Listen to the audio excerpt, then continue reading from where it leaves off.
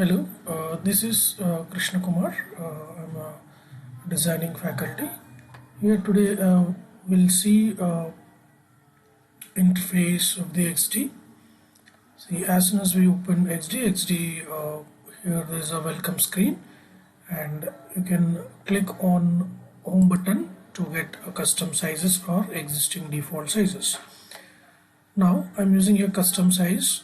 For example, what exactly custom size means, you can give the width and height according to your requirement, or you can work with the existing presets. Preset stands, hopefully everyone will know, like preset stands for predefined settings. Okay, now here I'll click on this custom size, and here 800 by 1200 pixels, we got it here, and rename this something called sample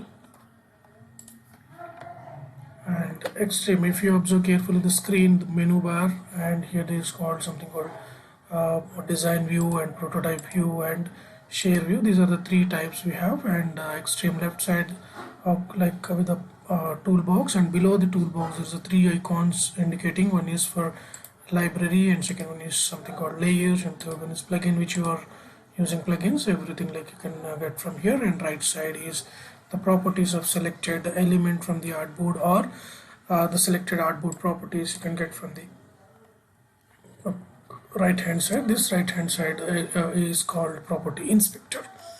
Right now, and first tool is your option called a select tool. By using select tool, you can select the element from the artboard, and at the same time you can click exactly on the name of the artboard and you can move. Just click and hold the left mouse button from the like a mouse, and you can click and drag.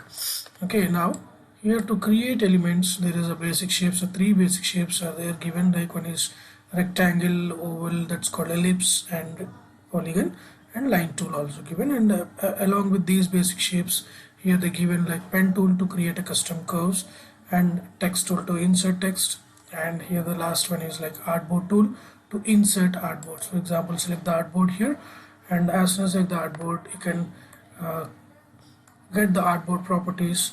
Once we create design also, or once we're done with the designing part, if you want to customize the artboard sizes, or you want to increase or decrease, you can do it by using artboard tool, or just click on the name of the artboard at the top of the white color area, this white color area.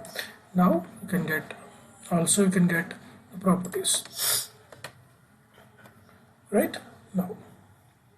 So once we open, how to save the file also we will see this quick session. Here file option called, there is two options, one is save and one is save as local document. What exactly these two is, as soon as we set the save option here, it stores in a cloud document. It stores in cloud document. See what are the files I created, everything is stored in cloud document. Okay, cloud document, once you save in a cloud document, easily you can share your works with your friends or colleagues, or with the client.